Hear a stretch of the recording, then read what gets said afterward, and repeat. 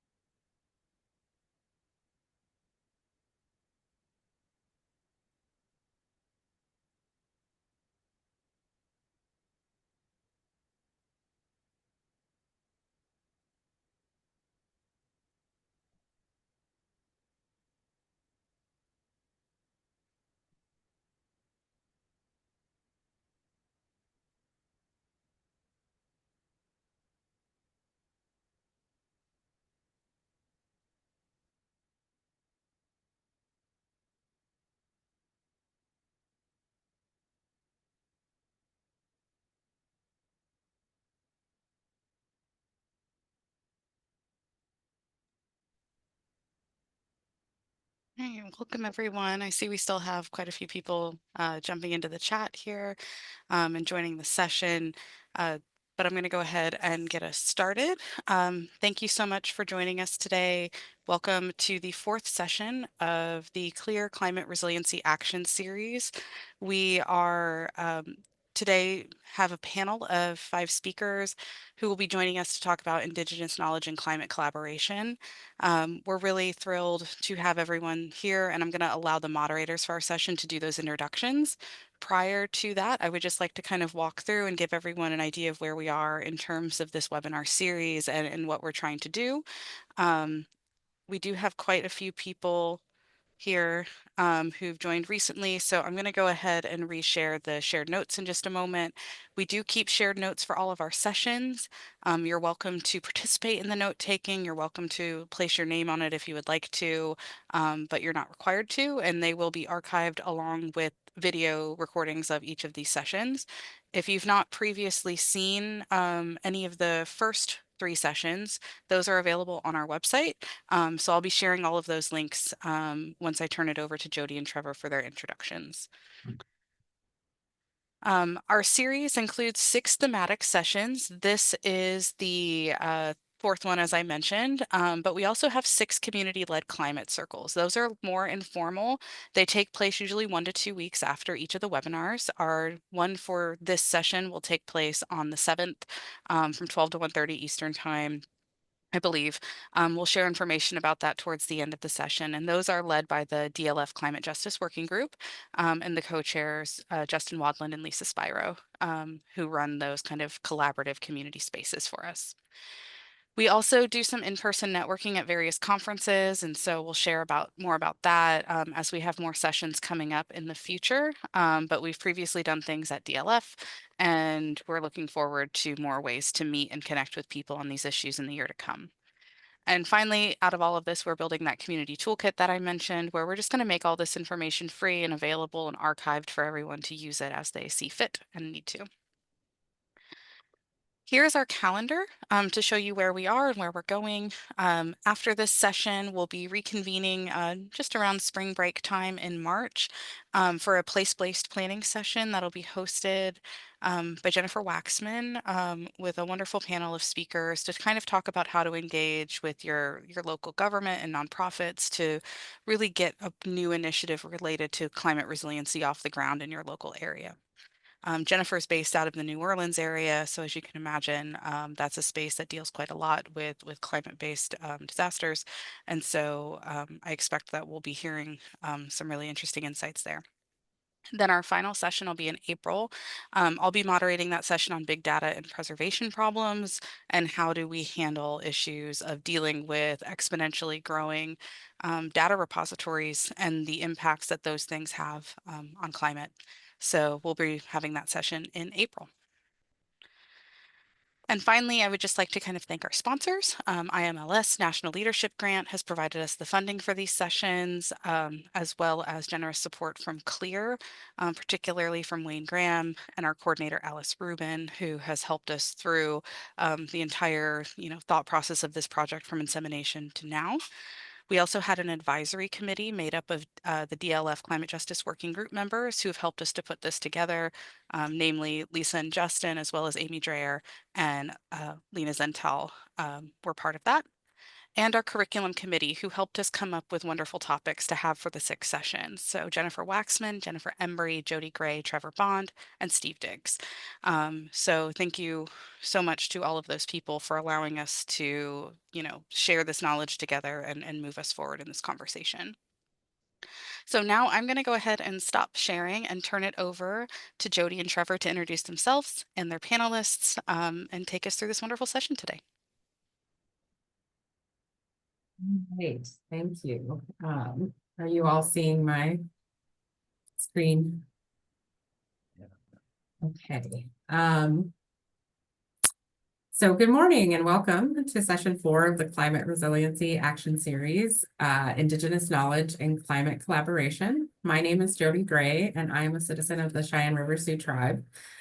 I am the Associate University Librarian for Research at the University of Minnesota Libraries. I was part of the curriculum committee for this series, and today I'm one of your moderators.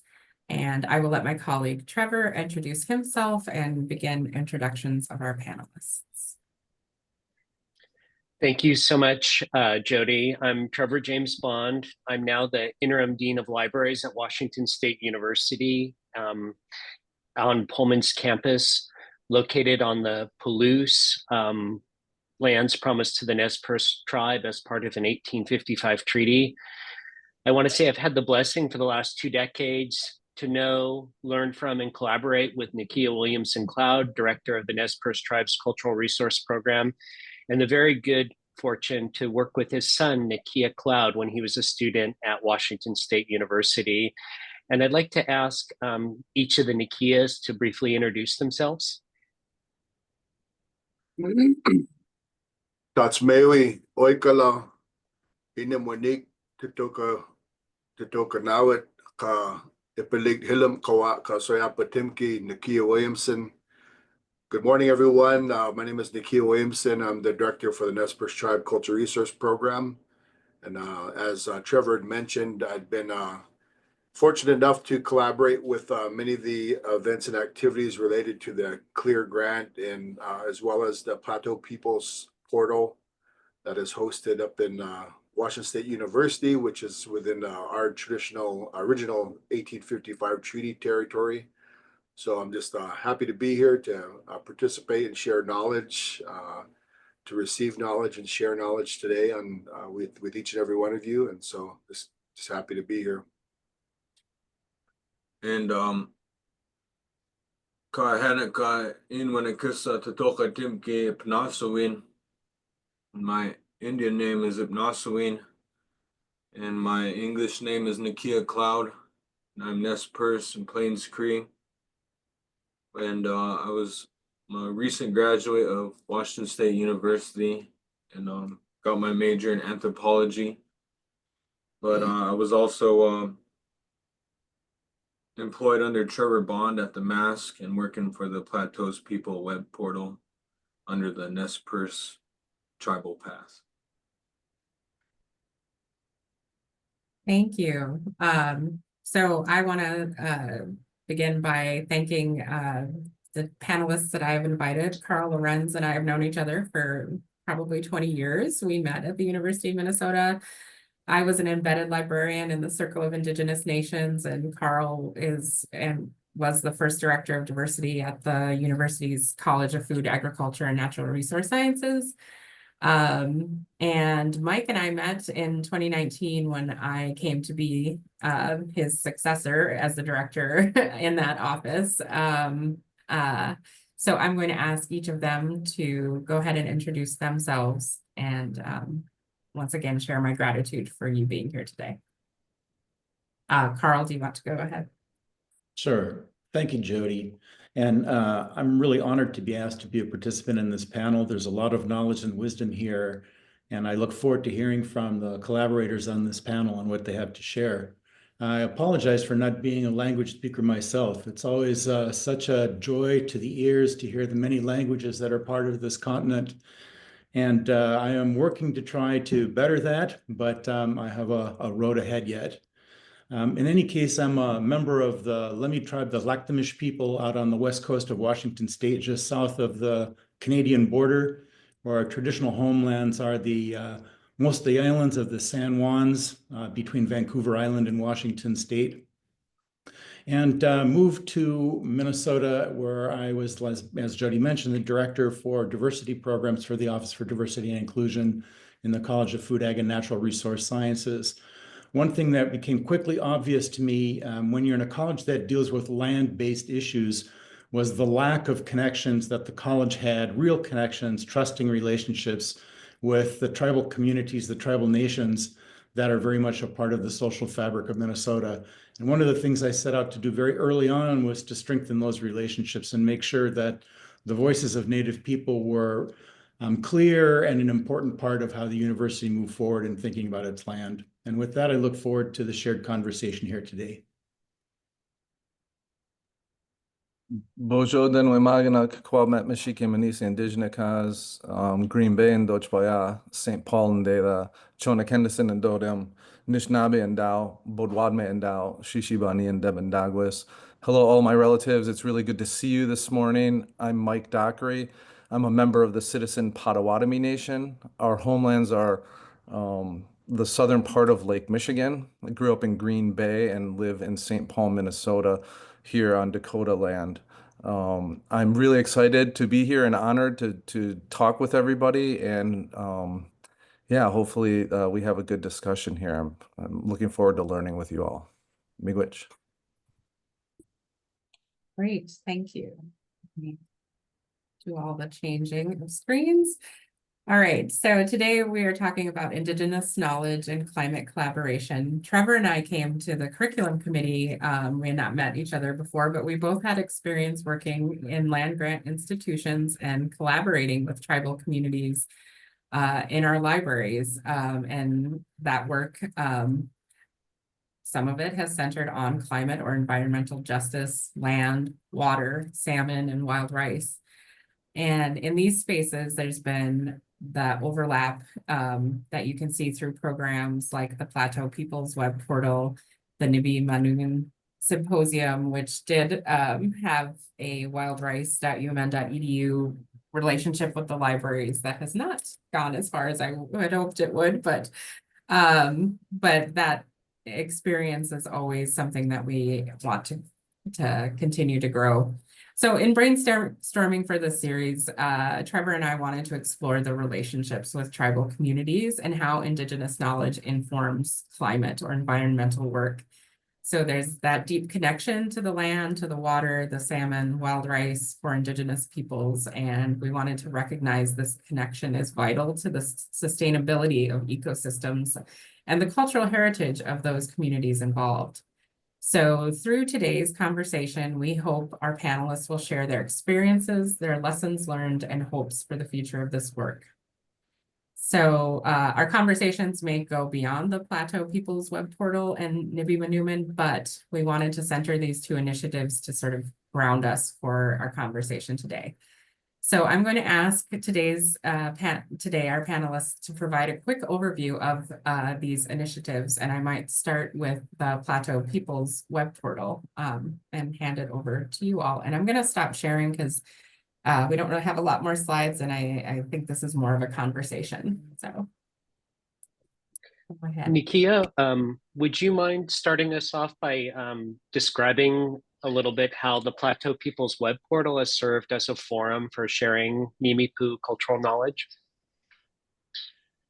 Yeah, and appreciate that, Trevor. And, as Trevor had mentioned before, we have had a pretty long, extensive history of collaborating with the Washington State University, and particularly when Trevor had stepped in to his position, he was really took it upon himself to engage the Nez Perce community, as well as myself and another colleague of mine, Josiah Black Eagle, had really tried to explain to the university the importance of integrating the knowledge that we have that comes from the land, our language that comes from the land, our teachings, our tamaluit, which we call our law, our natural law that we follow that makes us who we are, that those needed to be integrated in this land grant university that sits within our original 1855 treaty area. And without that fulfilling, or at least endeavoring to fulfill that need, that the university would continue to fall short. And so, the Nez Perce tribe has always been proactive in terms of engaging whatever agencies there are that have decision-making abilities within our Aboriginal territory. And, through our off-reservation treaty rights or usual custom treaty rights, we have one of the strongest treaties in the United States, where we practice our treaty rights from what is now Portland, Oregon, all the way to almost Billings, Montana, where we fish for salmon in the Zone 6 area on the Columbia River, and we hunt for buffalo just north of the Yellowstone. These aren't things we've done in the past. These are things we still carry forward today. They're not something that's relegated to history. And this is a part of the responsibility that we have, within our traditional belief system, our spirituality that is conducted through our longhouses, and that accountability we have to the land. And we wanted to express this through the many things that is housed at the Washington State University in terms of the various media that have, there's a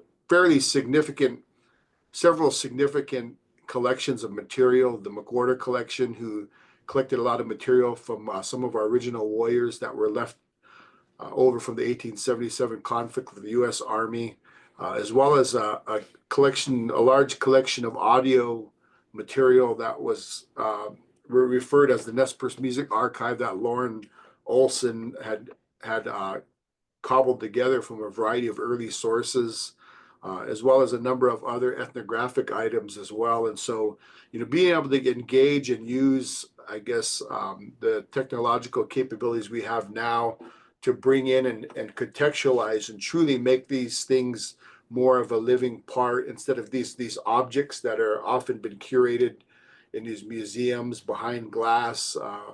These items have a life amongst our people, and where we come from, many of these traditional items we still have in our community. They're not just in museums like in other places. Many of these items were passed down because for us, these items of regalia are the true representations of our ancestors. And so when we pass them down and we recycle these names, like my name that goes back probably 6 generations, when I received my name, I received a war bonnet that went with the name. And so in our people, in here in the Columbia River Plateau, we still have held on to some of these items, and not everything we have is in museums. We still have them in our families. And so knowing how these traditional items function with our community, we wanted that same sort of idea to be expressed, through the Plateau People's Portal.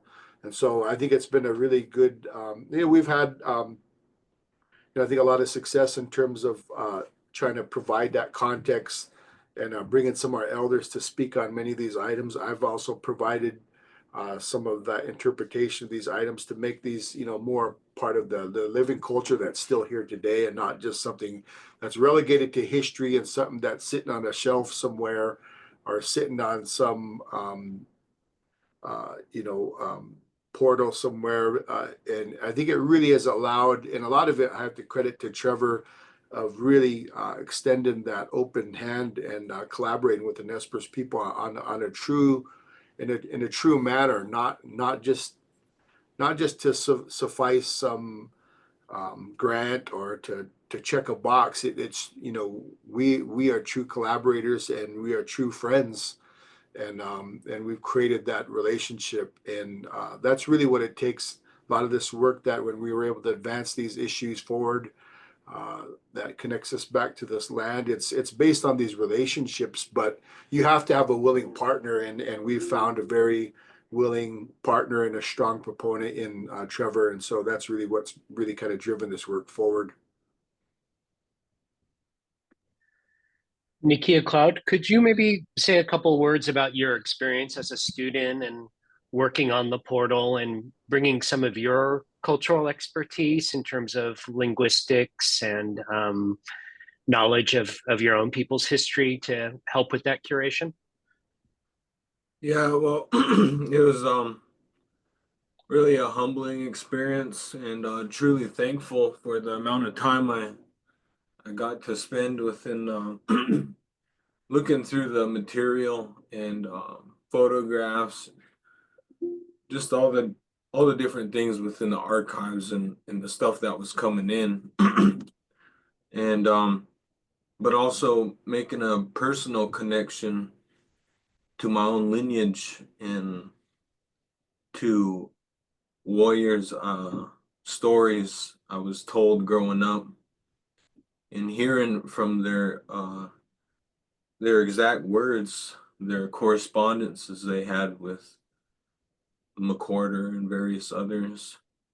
But to see the exact words and writing of these individuals and to expand on what they left for us, and you know, is really neat to find new things that we never been able to learn about through some of the elders that had passed, but it was preserved through McWhorter and what he wrote down, and the different ethnographies that were preserved by our elders and McWhorter at that time. And it was just really nice to be able to try and bring some of that back to our people and to our community and share a bit with that with our people at home. And hopefully we get to do more, not only just ethnographic pictures, but also recordings and all types of different.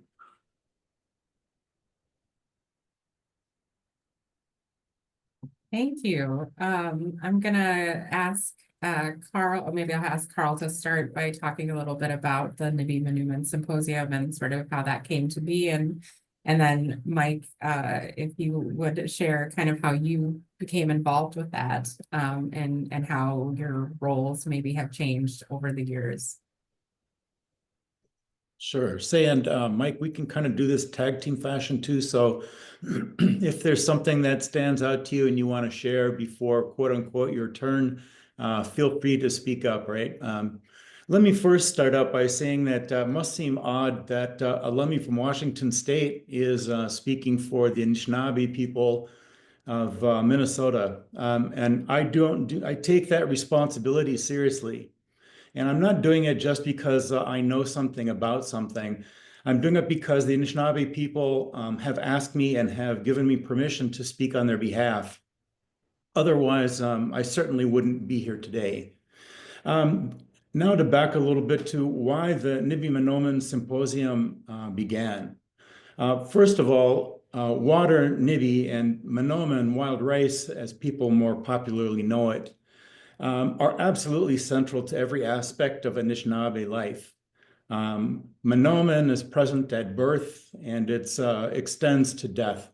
And all the ceremonial processes that go on include Manoomin as a key piece of it. It is a spiritual source of sustenance to the Anishinaabe people. And Mike, I'll let you speak a little bit more to that. But one of the things that struck me when I took on my position and felt lonely because there were no Native people in the college at that time, or one or two possibly tucked somewhere because we're everywhere. It was a surprise to me that the college had no relationship with Native tribal communities and nations around the state, especially since they had a 50-year project of developing and breeding wild rice with a handful of white growers who were taking a good deal of federal dollars in order to advance their breeding program and commercialize wild rice, which is a sacred grain, the food that grows on the water for the Anishinaabe people and is central to their migration story from the East Coast along the upper seaways in New York and along a migration path that led them ultimately to the upper Midwest, where they found the good berry that grows on the water and saw their prophecy fulfilled. So a 50-year history of breeding with wild rice and really never having a strong or responsible or reciprocal relationship with the indigenous peoples of this area who saw wild rice and understood it as a sacred gift from the Creator. And so when I recognized what was going on, I saw right away that one of the things we needed to do was begin to have some kind of an educational connection to bring the voice of the Anishinaabe people and the Dakota. The Dakota people who are from the more central areas, at least in current times, were also partners in riced the lakes and rivers along here. They're partners that came along in our conversation a little bit later, but the Anishinaabe were pretty clear to drive it since their current tribal lands are in the majority of the areas where the Manoomin grows at this time. And again, climate change, appropriate to our conversation, is pushing that even further north. So we began the conversation thinking that it was really important for researchers at the University of Minnesota who were working with Manoomin to have a strong relationship and at least understand the importance of Manoomin to the Anishinaabe people. And I think that we were surprised at how that worked. And that began back in 2009. And we have the next iteration of the Nibi Manoomin Symposium, which is every 2 years, being hosted at the university. Well, it will be hosted on one of the tribal lands this year. So we have essentially a 16-year history of dialogue going on now that we've been able to sustain through many, many ups and downs. So as we kind of have our conversation, I want to be sure that people ask, or we're clear that this isn't a straight path and it didn't come easily. But I am happy to share at this stage of the game that we have realized many of the goals of the Anishinaabe people in making sure that this dialogue continues and the action items that the Anishinaabe people wanted to see actually resolved are either on the table or have had positive outcomes largely. But again, it's been a long road and not an easy one. Mike, is there something you would like to share at this point? Sure.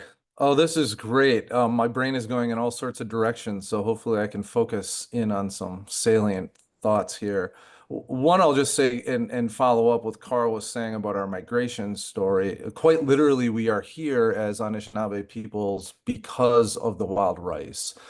And so while the wild rice itself isn't, well, we came here in this migration. And so all of our being, it's part of our ceremonial, it's part of our economic, it's part of our secular, it's part of our social fabric. And wild rice is this sacred relative that, like Carl said, accompanies us from birth until death. And again, it's I can't stress enough, it's quite literally why we are here. And so this has been a really important, I'll just use the word resource. I'm a forester, so I'm in natural resources. It's a really important resource for our tribes on all these different fronts. And like Carl said, the university and Nakia too, these land-grant universities really haven't been receptive to tribal engagement or fulfilling. I don't think the even the mission, we can talk about the lands and where they came from, but even the mission of the universities and these land-grant universities hasn't really been fulfilling their responsibility, I think, to tribal communities as members of these states, as members of this country. And so yeah, that's one thing I wanted to stress. Another thing is that I think it's important to recognize that because of the history of genocide and removal of Dakota peoples from this area, that's one of the ripple effects we can see where Ojibwe tribes have really been in the forefront of working with wild rice, at least in people's popular perceptions. And that Dakota people have, this is, I said I'm here from Dakota people. I'm living very close to Bedote, which is the origin location place for the Dakota people. We're like in the heart of Dakota culture. So they're quite literally here because of this as well, right? And they've been ricing for thousands and thousands and thousands of years. And so their cultures have also this sacredness and sacred relationship with wild rice.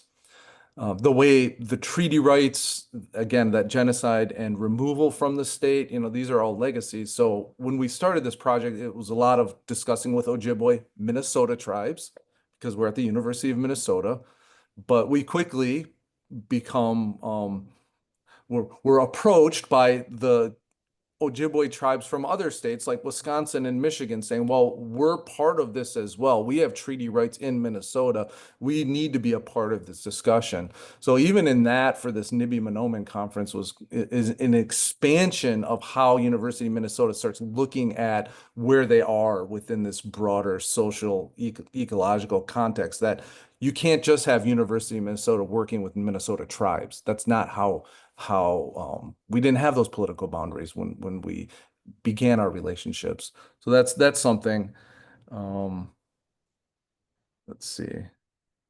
I think for me personally, how did I get involved in Nibi Manoomin? I was working with the U.S. Forest Service. I worked for the Forest Service for about 20 years and did a lot of engagement with tribes. Like, how do we get that agency working with tribes? How do we implement these relationships? What are things we need to talk about? How can we make this work? And I recognize the long-term nature of building partnerships with tribes from an institutional standpoint. And so I was first approached when a project team decided to, oh geez, I have a vacuum cleaner that just went off. I'm going to pass it back to Carl. Sorry about that. Sure, thank you. And I think that the migration story, as Mike is saying, is absolutely central to why we really took this work on.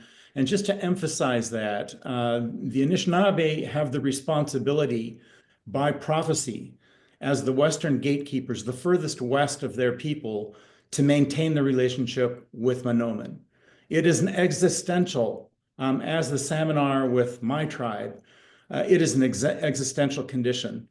And they take that responsibility absolutely to heart, and which is why at least the Anishinaabe have been so adamant and so vociferous in their support of projects that can maintain, support, and understand Manoomin, and why they've been so outraged at the way that the University of Minnesota has undertaken disturbing the genetics of Manoomin initially through breeding, and then the threat of genetic interference. So, a much more core issue.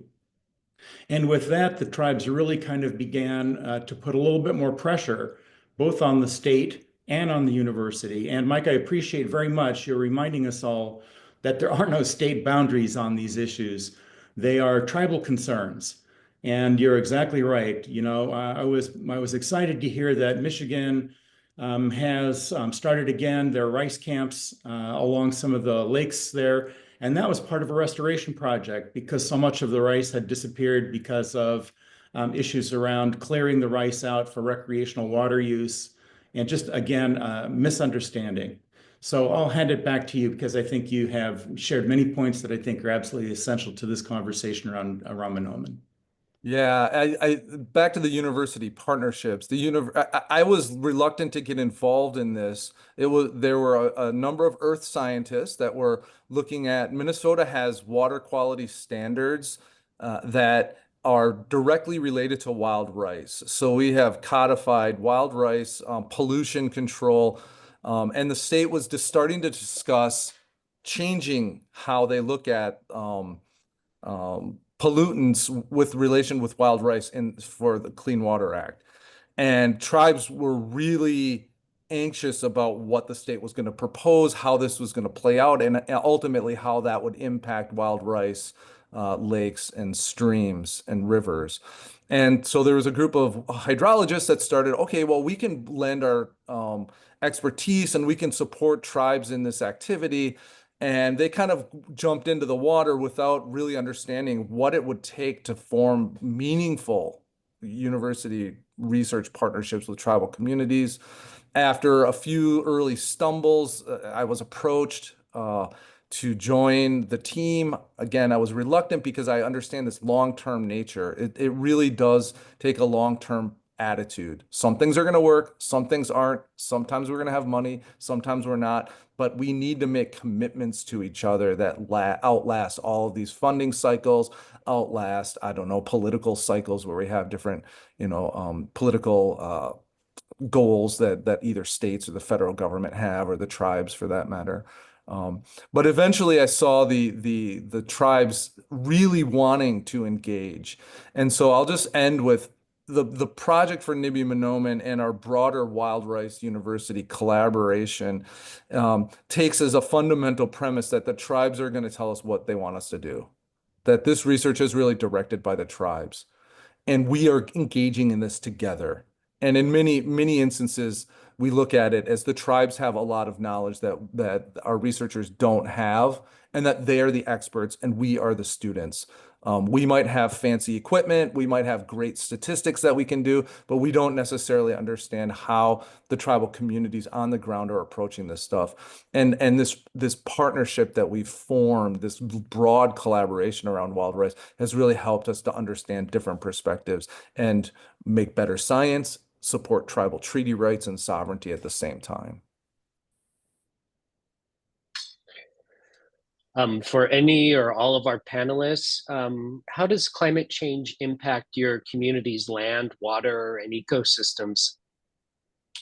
Yeah, I'll jump in on this one, Trevor. I guess similar to this, although the harvesting of rice is something that's a very foreign thing to our people, we have a part of our creation as we were placed here.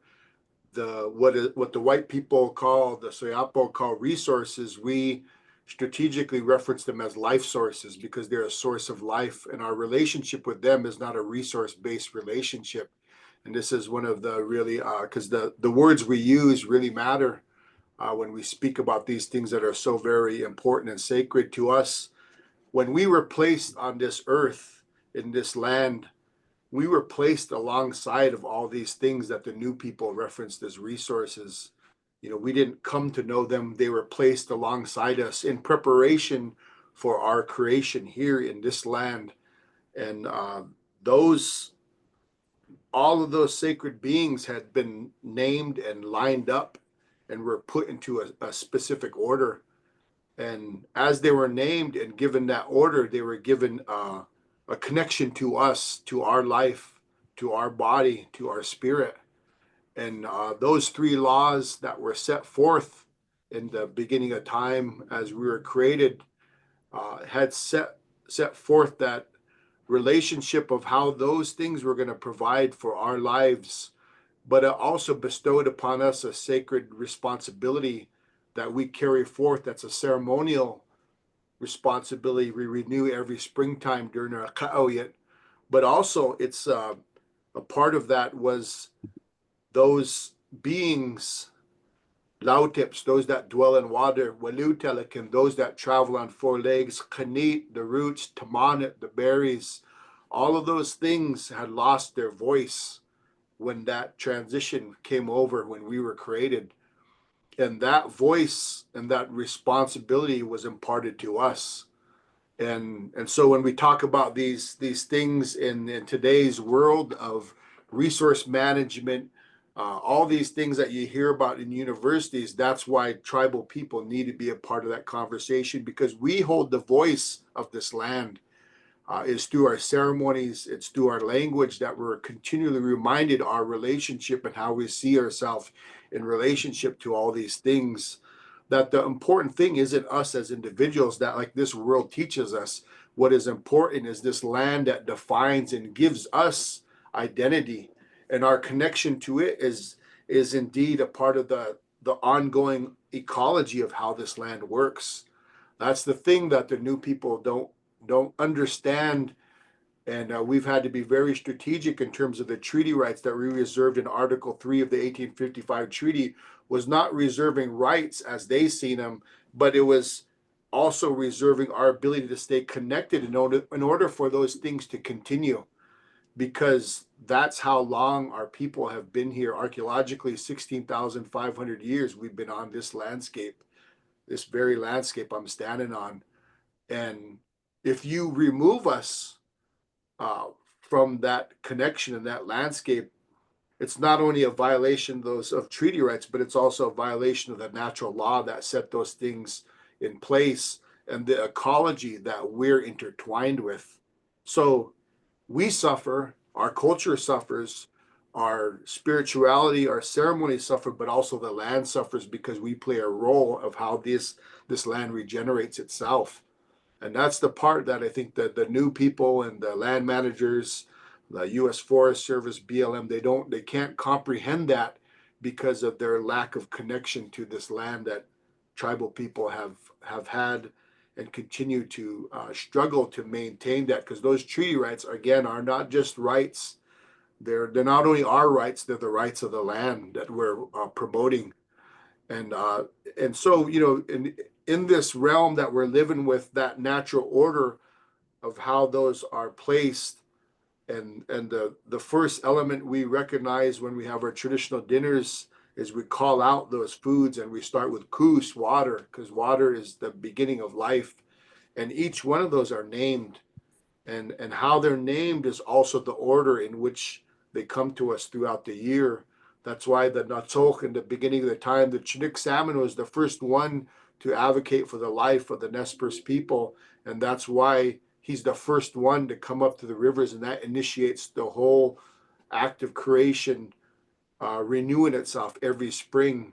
And that's why in our ceremonies, the salmon is the leader. He's the one at the beginning because he's the first one. And then the deer, elk, buffalo, all the roots and the berries down to the last one. Well, what has changed now is with climate change coming a reality is right now we're in January and we've had almost no snow here. And these roots that we have, we're right on the edge of a kind of semi-arid. The Columbia River Plateau to the west of us is semi-arid, and they exist on this fringe, and that in a very specific soil type called lithosols, where these roots that come in the spring, they're the first roots that come. Now they're starting to change places. Some of them are coming into season before the other one, when again, going back to creation, those were all giving a time and a place for them to come and show themselves to us in the springtime. Now that is changing. And even the ones that are coming, those windows are so small for us to gather them that it's almost making it impossible for us to fulfill that connection we have with this land. And so, these things are important, and that's why I think a lot of tribal people need to be engaged. For us, we don't ask, we don't come hat in hand to these agencies, universities, to ask to be recognized. We expect them to recognize us, and we're not asking for nothing. And that was, some of the advocacy that I tried to provide to the university, the local universities, including Washington State. And we had the same situation that Washington State, prior to Trevor being there, is like 40 minutes from where I'm sitting right now. But because it's in Washington, the state boundary, that somehow we were being excluded from those conversations, because where we live is where the current boundaries of Washington, Idaho, and Oregon all meet. Those boundaries obviously mean nothing to that long-term connection we've had to this land. So those are the sorts of like basic things we've had to spoon feed some of these people to understand that connection and the importance. And even today, they're a part of, so long before all these land acknowledgement things started to be used and propagated, we were saying this place we are from this place. And even now that is still kind of used as a tool to disassociate Nez Perce people when they talk about the Palouse. Well, the name Palutspu is a banned designation under, they were Nez Perce speakers. And so they still, the university still tries to separate that out to disconnect us from the 55 treaty by saying the Palouse. Well, my people came from the places they call Palouse. Those were just, that was a band. The upper ones spoke of the Nez Perce language, and that's where my family came. A part of my family came from, and so the language matters. How we say things matters, and we're still trying to make people understand that don't understand the complex nature of how our people lived and existed on this landscape, and continue to in the as we do into the future and move into the future as a people and a community. I'd like to add on, that was great and got me thinking about, I've held a lot of climate change meetings with tribal communities over the years. I probably started doing this 2000 and I don't know, 3 when I was working with the College of Menominee Nation. We started bringing tribes together to talk about climate change. And inevitably, what we would start hearing were things about relationships, and that I think a fundamental perception from a Western scientific standpoint is that climate change is this problem that we need to solve. And so how do you go about solving this problem? If it's created by CO2 in the atmosphere, well, let's figure out like where that CO2 is going, how is it coming about, et cetera, et cetera. But many times in those tribal meetings, people would discuss things about climate change. It would quickly turn into, we also have this ozone hole. We also have pollution.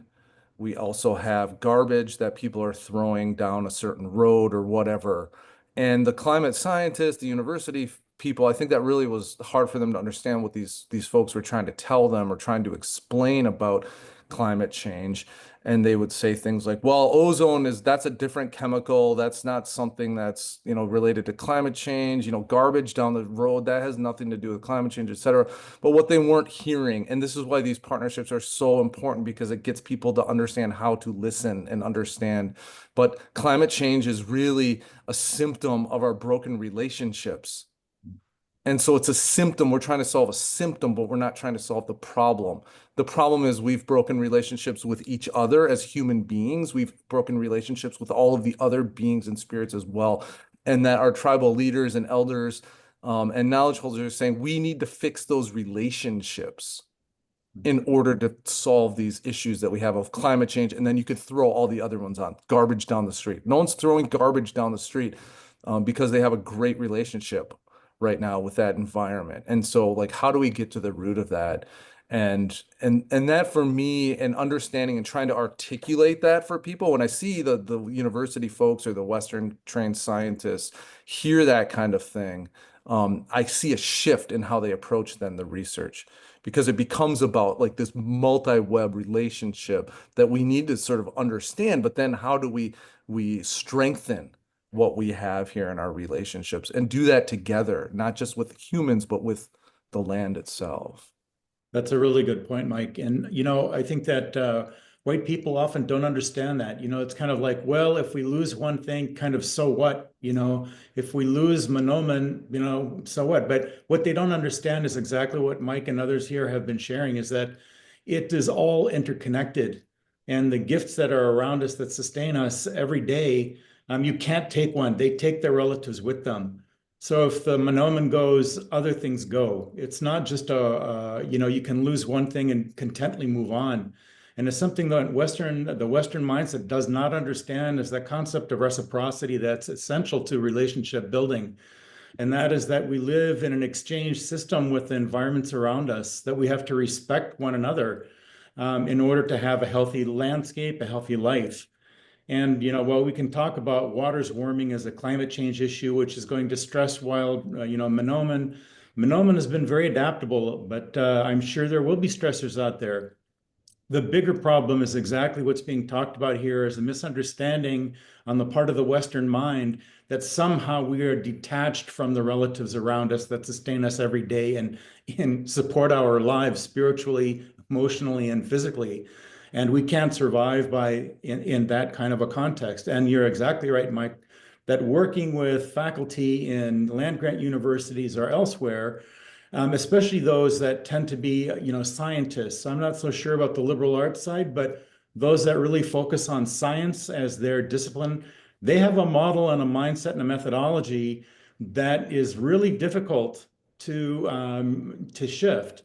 And when we started with the Nibi Manoomin Symposia, the first thing we did was to try to introduce scientists who were working with Manoomin, wild rice in their context, and white growers, was to bring them into the context of elders who were willing to share their stories at the Nibi Manoomin conferences. And we intentionally held those symposia on the territories of the Anishinaabe people and Mille Lacs and up at White Earth, so that the center of power of how things happen, how the stories are told, what, as others have said, what the language is and what the language shares and reveals to us about our relationships, so that they could hear that, because it was so foreign to them that they really needed the experience.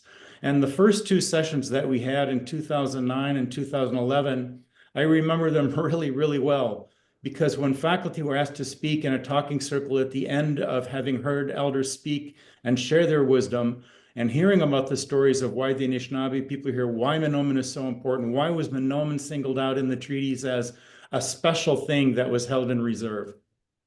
When they heard all of that and the talking stick was shared, the strongest reaction was tears. So many of them cried. And I thought, wow, that's really powerful, because the Anishinaabe people were not sparing in their anger. One of the hard things in those early sessions was to hear the anger and frustration of people who have not been heard. And the Anishinaabe people, I think, were expressing the anger of the land at having been so abused by the newcomers, as you so aptly put. And I think that's a major shift. In the second session, of course, what happened was the Anishinaabe set out a series of demands, essentially a white paper, asking the university to be responsible in many, many different dimensions. And it's been a long and trying effort to get the university to actually respond. While they haven't formally, they have met many of the conditions that were asked by the Anishinaabe people finally. But I just wanted to get that sense of relationship, reciprocity. We are not alone. We are not individuals. We are wholly dependent, and the loss of one thing on the land is the loss of many, many things that support and sustain us. Thank you. I think, one of the things that everyone here has sort of talked about is that relationship with land grant universities, because that's where we're all coming from. But this is a question open to all of you again, is sort of, what do you see as the benefits and the challenges of partnering with the public land grant universities around these issues of either climate change or just the relationships with the tribes in general?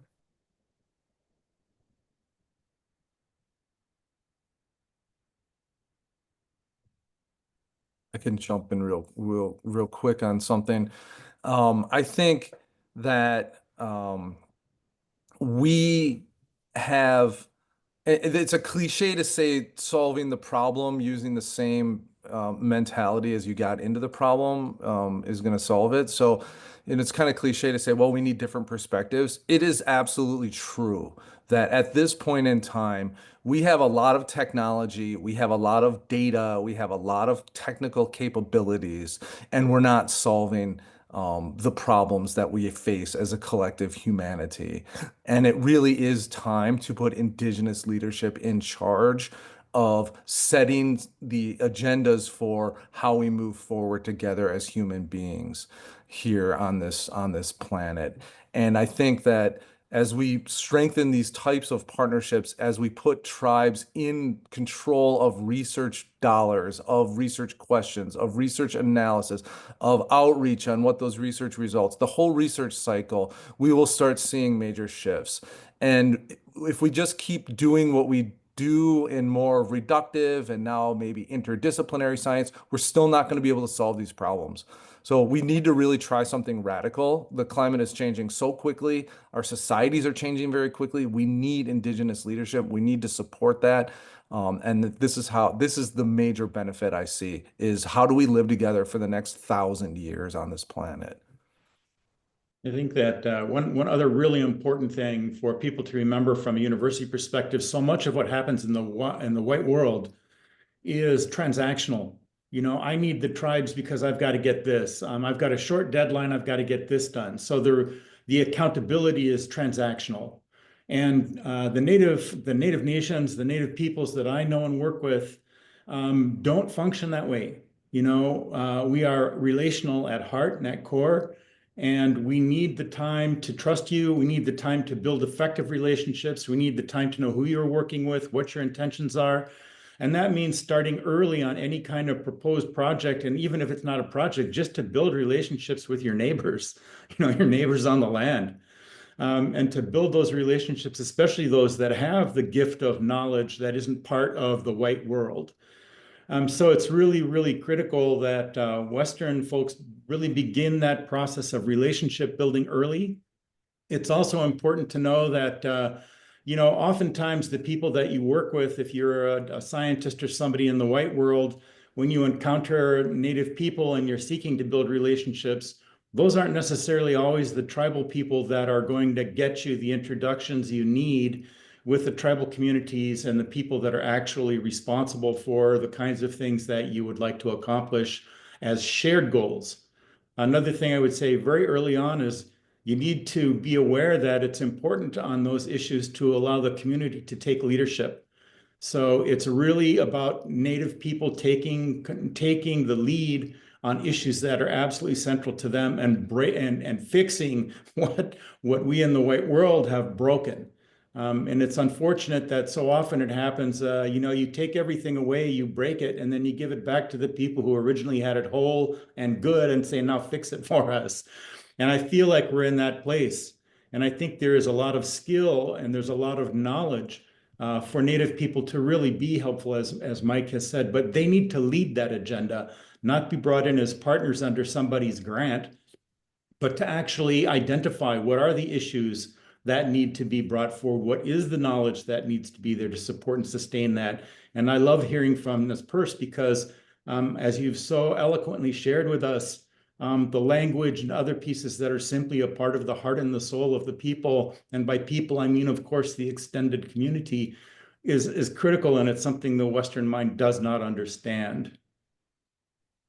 Yeah, I think our life and relationship is so very important to addressing these issues, you know, related to, you know, one of the issues we're dealing with here is the removal of Snake River, Snake River dams because of the lack of the salmon runs that are moving up into our area, which is their spawning area. And it's really challenging. Sometimes I've seen many of our elders to express what they were talking about and the importance of they were interpreting our Tamaluit, our laws, to many of these people within the U.S. Army Corps of Engineers, Bonneville Pad Administration, those that were the administrators of these large hydroelectric projects that are decimating the salmon runs, and as well as lamprey and other fish, and anadromous fish that come up into these river system. And oftentimes I've seen the lack of comprehension of what they were. I understood what they were saying, but those from outside of our community could not comprehend what they were truly expressing. And with this issue that we've been talking about, we've been using the Natok, the Chinook salmon, as a way to advocate for this land and for these waters. But one of the things, the messages that I've tried to express in a number of different ways, where we've had the ability to engage with outsiders, people outside of the Pacific Northwest, definitely people here, is that what we are truly trying to preserve is not the ESA listed species.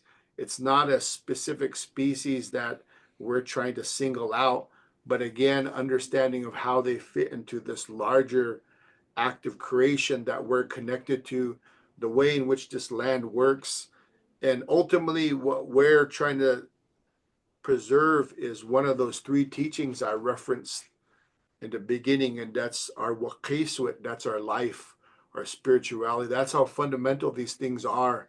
And there's no way we could lose, even though we're talking specifically about a species. It's the leader. Like I mentioned, at the time of creation, he was the leader. He's the one that's bringing the message to us that something's wrong. And we have to express that and be that voice for him, because he no longer has that voice. He's telling us something's wrong, and now it's our responsibility to carry that forward. And when I have the opportunity to speak into a lot of people that are non-Indian, that what I'm trying to preserve is not only our treaty rights, not only a ESA listed species, but for our life. And when I mean our life, I mean all of our life. And that's the thing that's important, that this life that we share, the elements of what life, the water that we drink at the beginning of our ceremonies, the food that is lined up, that's the same elements of life that provides for everyone's life. And that's the thing that's very important, that we need to try to express to many of these people that are in decision-making authority, that why we need to be a part and indeed lead those conversations. I want to say something real quick. To add on to what's being said, it's making me think of our history connected to this place.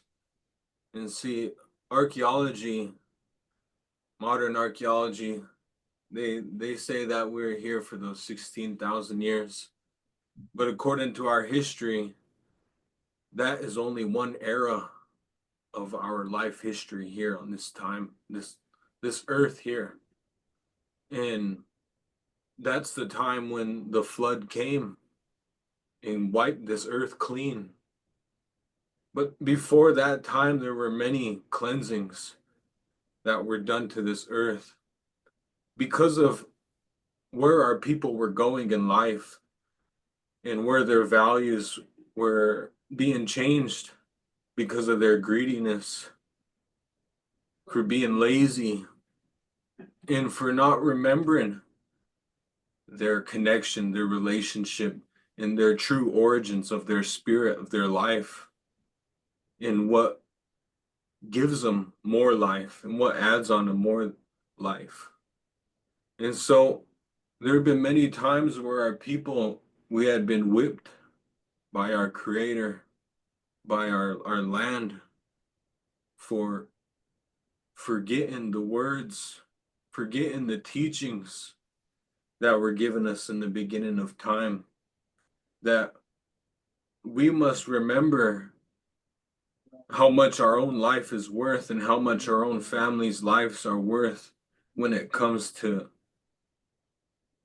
working on these issues, when it comes to this land, when it comes to taking care of this land, is that we must remember the value that we have for ourselves, just as we're working here and trying to help this land rejuvenate itself.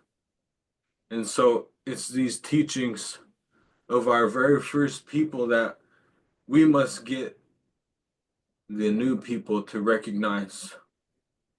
And it's through this humility that our people must have when we go out into the land and when we hunt, when we fish, when we see these animals. We must recognize that to be able to know where we are at in creation. And see, our history tells us that we were the last of creation. Whereas the white people, they put themselves first. They put themselves first in the Bible before anything else. Well, our language, it's the land, everything around us that interacts with us, rather than the English language, a noun-based language where it's everything around me, the individual. It's a lot of hard work to change that kind of mindset and thinking. But they must remember that when you, such as the study that was done in Yellowstone on the wolves, when you take out the wolf from the environment, it messes everything else up. The water, the fish in the water, and all the other animals on the land. Well, when you take out the native people from this land, from the environment, imagine what all the other people are going to lose, and all the other animals and land. That's all I have to say. Well, I really want to thank you for those words. One of the things that strikes me is that, you know, the nations that I know have a story of kind of end times. And when I mentioned that as the Western gatekeepers, the Anishinaabe understand that the loss of Manoomin is existential. It's the end of the people. Out in my tribe, out at Lummi, the Laktamish people have stories that have reminded us that we've lost the salmon before. And a warning was given to us that if the salmon are lost again, they will not come back. The salmon mother will not bring her children back if we lose it again. And you hear again and again in the stories that we are at a point now, and think of this in the context of climate change. If this time we lose it, whether, again, these things are relational. If we lose the fundamental relationship between life, through climate change or whatever other kind of human-caused disaster, this time our stories tell us we lose it all. So there's a heaviness, there's a weight to doing it and doing it right. And I think that Native people carry that understanding, and why it's so important to listen to the stories and bring them in early. And another piece is, you know, Native people are complex socially and knowledge-rich societies. We're not some romantic projection of the Western mind. We have a long history of knowledge shared among the tribes and with each other, of understanding of how this place works, how our relationships impact one another. And that's something that the land grants need to understand, not in their language, but again, as Mike was sharing, how do we bring that knowledge in to repair some of the damage that we've done? So thank you for that, because it reminded me that the stories have happened before, we have lost before, and how many of our stories say now that if we lose again, we really lose.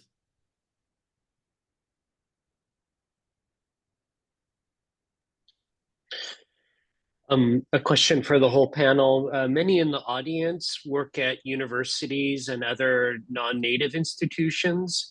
What would you, as panelists, what advice would you give about fostering successful collaborations?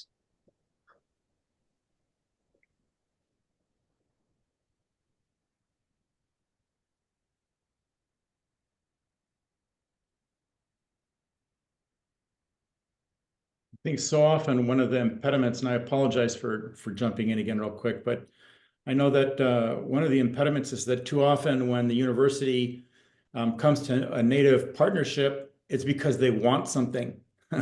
You know, it's not about building relationships. It's not about shared knowledge making. It's not about learning. It's because I need something and I want something. And tribal people are super sensitive to that.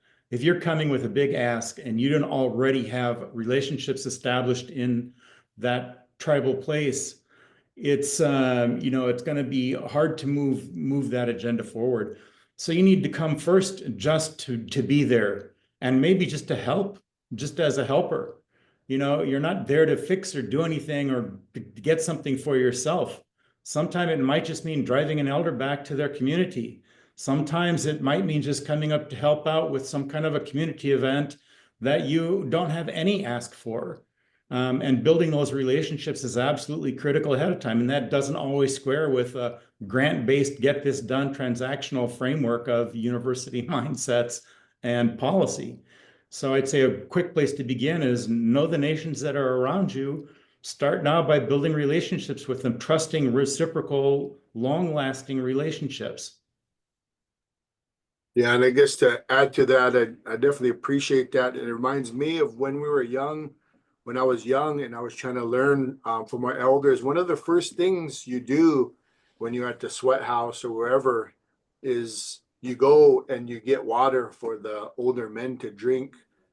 And as the older people get to an age, the ones that had acquired the most knowledge were the ones that would drive them to just wherever they needed to go to get groceries, to go visit, to go to a funeral, to one of the neighbor reservations.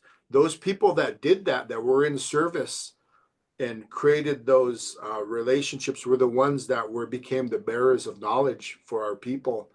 And so to be in service to your community is really the humility you bring to that act of transmitted knowledge, because we don't learn.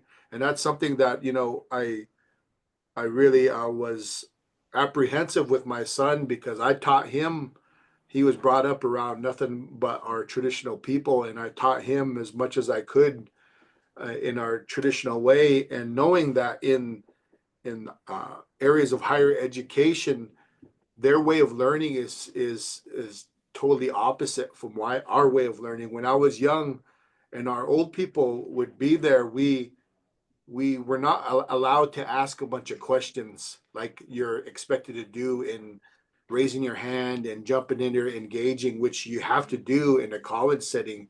You sat there and listened and observed, and you did that, and then you emulated, and then you were corrected, and that's how we learned. And so it's a whole different way of understanding, a whole different way of learning. And even to get to near our elders, there was a specific relationship, like in our language, the term you use between a maternal grandmother or grandfather and a grandchild is the same, basically the same term. It was a very important relationship that existed. But with other elders, it was different. And when the elders would speak, they would be by themselves, and we were not often allowed to be in the middle of that. That was a respect we gave them. And so it took us sometimes a lifetime to be able to acquire that knowledge within our community. And so this kind of extractive sort of approach that we've been subjected to our communities is something that's really been a kind of a thing that's been even in some ways traumatic to us, because that's not our way of understanding and transmitted knowledge. But I guess for me, we've been fortunate enough to have people, like I mentioned, Trevor, he's not just a colleague of mine. He's not just somebody I collaborate with. He's a friend, and we've spent a lot of time. We've ate dinners together. We've spent a lot of time. And so there's that investment. And so there's that trust that's there. And I think that really, it is truly, everything is based on relationships, the relationships we perpetuate and we bring forth with everything around us, all of life, this land, that we retain relationship, but in how we transmit knowledge and how we engage on the behalf of these things that are so important and sacred to us. Those relationships we have with federal agencies, institutions, and now there's beginning to be people that really, I think, start to understand that. And I appreciate people like Trevor, because without him, I think we would probably still be having issues with the university and his ability to understand us and engage us, and not only come here when there's something to be had or something. He does often call me when there's a timeline coming up and I have to meet it in terms of a grant, sort of thing. But that's not the only time he calls me. And so, those relationships are important, and everything that we do is built on those relationships. Say, Mike, do you mind talking a little bit about the importance of having Native people on faculty? Yeah, um, for sure. I think I'll just use myself as an example here. And so I'm not trying to center it on me, but this is, I think, just illustrative of how you can think about some of this stuff. I'm a forester. I've just been talking about this wild rice project. That's not typically something a forester would get engaged with. So one of the things I think people need to have an open mind about what you can listen to what tribes are asking. So the tribes were asking me, like, hey, we know you We've worked with you on these other issues, birch bark, for example, in this region, and looking at how the birch trees are changing with climate change. We have this wild rice that we've been working with the university. We'd like to engage, and you're there. We'd like you to do that. And so that is in sort of a spirit of service. I will engage eventually. I will engage with this, even though, forests typically grow, on land and not in the water. So like, okay, this is just a fundamentally different thing from a disciplinary perspective. It makes sense from a worldview that I have. And then what we see, okay, so I start getting involved. The university, we didn't have any native faculty in the forestry department. Didn't have too many native students, we have some, but then the university hired me. And almost instantaneously, because of those networks of relationships, and I've worked a long time with Menominee people in Wisconsin. I'm from Green Bay, very close by. Worked with the College of Menominee Nation. I had an office there for about 10 years, so I know a lot of people in the community. And then all of a sudden, I have graduate students coming from Menominee Tribe saying, "Hey, I'd like to study with you." And one of my first students, Menominee student, told me, "I want to work with you because I don't have to explain all this stuff about TEK, about why I'm interested in studying phenology of ground flora in our forest, about why I'm doing this, about why I might have to leave and go home for a week. Like, I don't have to tell you that. We can start at a level that have a common understanding and then move from there and really deepen that knowledge that we all have." So instantaneously, I start seeing like increase of American Indian graduate students. Right? You start seeing the undergrads starting to want to come here, and now we're starting to form a community. And then at this point, we've just hired another tribal faculty member in our department, and really excited about where that's going to move things with ecology. And it's a snowball. There's a little bit of a chicken and or egg. You have faculty that are native. You can bring in other natives. Native students will feel more comfortable in the classroom, again, because of this common knowledge base.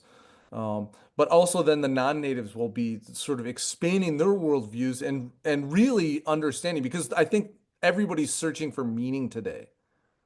And these engagements with a different way to understand our relationship with each other and the world, which tribal folks can help us figure out. Students are really searching for that. So it starts building upon itself. And then those students are graduating, whether they work for a tribe, the federal government, a state government, an NGO, or the university itself. That knowledge starts kind of permeating, and it feeds upon itself. And you have, particularly in tribal communities, when you have positive experiences, that word of mouth travels pretty quickly around. And so I have a Menominee student start off with one, maybe two. Then I have a student from one of the Potawatomi tribes just north of there. And then I have another. So it's kind of builds upon itself. And when we're building this knowledge together. I don't know Thank if you. that answered your question. Mike's position was, in fact, one of the outcomes of the Nibi Manoomin Symposia.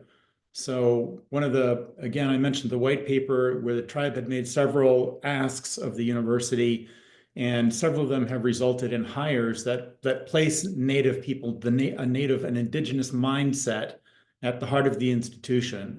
Of course, the trick there is they need to be supported and protected, in all those issues around departmental politics and tenure, all that stuff that we don't need to get into here. But I saw one other comment about working with natives about compensation. I think sometimes there's the idea when you're working with Native people that because they're generous with their time, they're volunteers. No, you should absolutely pay. You should pay for their time, for their expertise. That money is often shared within the community, within families. Maybe it buys a winter coat for kids up north someplace.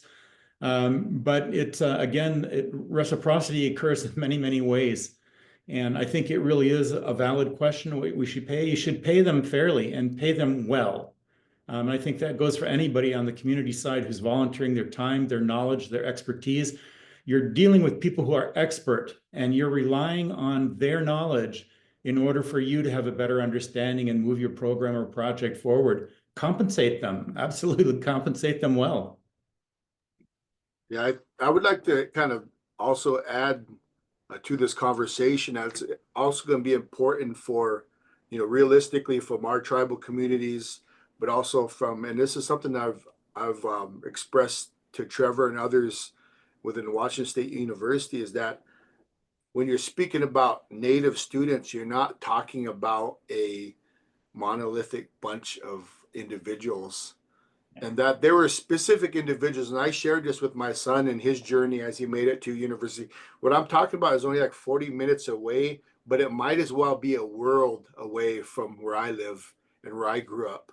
And I expressed it to my son that I don't think I would have been able to attend Washington State University. I didn't have the support. I didn't have a lot of the things that were there. And so I think it's also important to recognize that, unfortunately, a lot of the students that end up in these institutions of higher institution are the ones that have been acculturated outside of our tribal communities, and therefore they're more successful at navigating these things that are very foreign. Like I mentioned, to the way we learn is not the way you learn in college.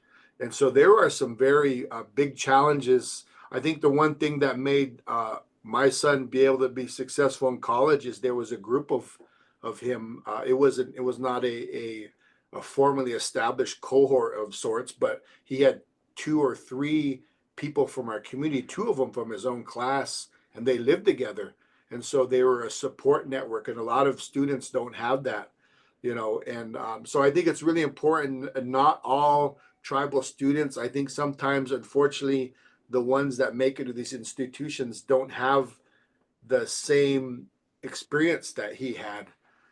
They come from urban areas, and I'm not trying to diminish that. That's a part of our history. Some of our families were sent there for a lot of different reasons, but they have a different experience. Those that were from reservation communities, like where we're from, have a much different experience, and have a lot more challenges in terms of navigating these larger institutions.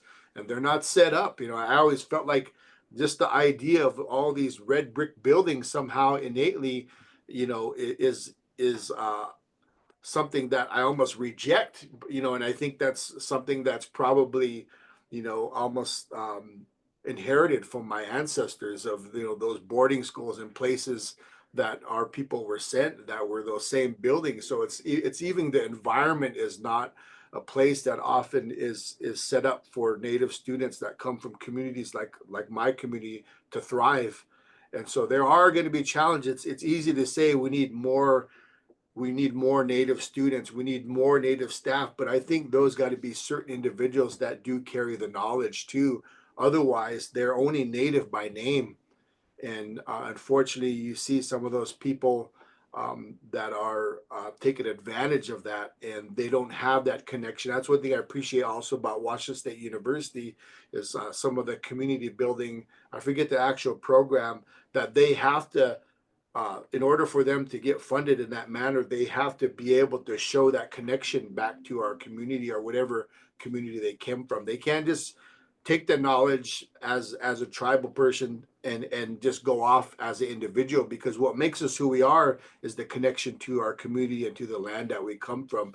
Unfortunately, historically, that has been broken with some of the people that are Native students. And so I think that's a real challenge, especially in some of the the new challenges that are coming through this new administration, and things that we've seen, some of the scrambling we've been doing in terms of some of those federal dollars being pulled out under from us. I think there's some very big challenges that are up ahead of us, and I hope those institutions are in a place that they're going to really stand strong on some of these things as those challenges present themselves to us, along with our communities as well. You reminded me of a challenge that I wanted to mention, and that's the tribal natural resource programs, the fisheries, the wildlife, the culture programs, all of this have been woefully underfunded. And in many cases, I believe this is something that could be really argued that this is not not legitimate in regards to treaty rights, et cetera, and the United States government to government relationship. But I'm a part of the Intertribal Timber Council, and we did a report, the IFMAT, the Indian Forest Management Act assessment team report in 2023, and we've documented over the past 40 years a chronic underfunding of forestry programs in Indian country in relation to other federal forest management. So essentially, tribes are getting a third of every dollar that federal government gets for forest management. That's a huge problem. And then that's a problem when we start talking about partnerships, because you have these people that are working for their tribal communities. Sometimes they're non-native. That's another thing. That's why I like working with the students, so we can get native led and all up and down in our departments. But trying to work with these, you have every federal agency wants to consult, state agencies in places like Minnesota, we have to consult here. You have now university, and how many faculty do we have at the University of Minnesota that are reaching out? So there's maybe a handful of people running on a third of the money that every other federal land manager is using to manage lands. And that's a huge issue. I think we all need to raise our voices and continue to make the call that tribes legally must be given the same resources to manage their lands as other federal, like the Forest Service, for example. That's a really big point. We're going to run in, I agree, a lot of challenges as we move forward in the next few years on this front, but it is something that is going to be critical for putting Indigenous leadership forward, both for tribal lands on reservation, but also the treaties, ceded lands, and other lands that our tribes are interested in that are in public management right now: Forest Service, BLM, Park Service, state lands, et cetera. I was also going to say that part of being effective in working with tribal nations is understanding protocol. You know, tribal nations are different, and I'm glad you mentioned sovereignty. It's state to state relationship. It's not just going and, you know, meeting with, you know, a mayor from a city. You're meeting with a kind of head of state if you're working with tribal councils and tribal leadership in order to try to, you know, move an agenda forward. And there you have to understand protocol. What does it mean to behave well in another community's context? What does it mean to, you know, does a meeting require drum and pipe? You know, does a meeting require an opening ceremony where the tribal chair is present and the university's leadership is present? How do you honor the independence, the sovereignty of another nation within a nation in an honest way that allows you to be understood as a faithful and truthful partner? I know this sounds like a lot of work. While you're talking about building a relationship, don't come with an ask. Come in and ask of service, expect to spend years building a relationship, and then understand tribal protocol and a whole other mindset. But that is the reality of the work.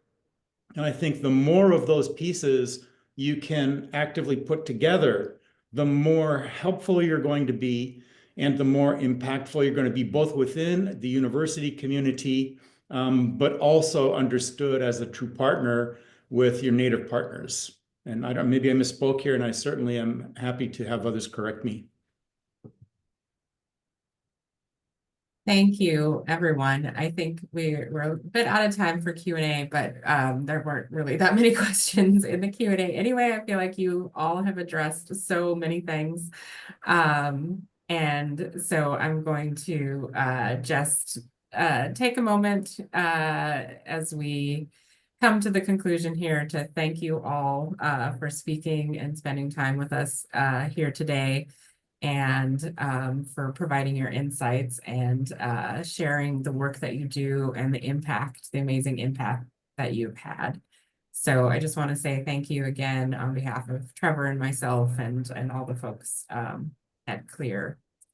And then as we move in to what is a reminder that the next climate circle, which accompanies each of these workshops or webinars, the next one will be held on Friday, February 7th at 1 p.m. Eastern, starting at 1 p.m. Eastern time.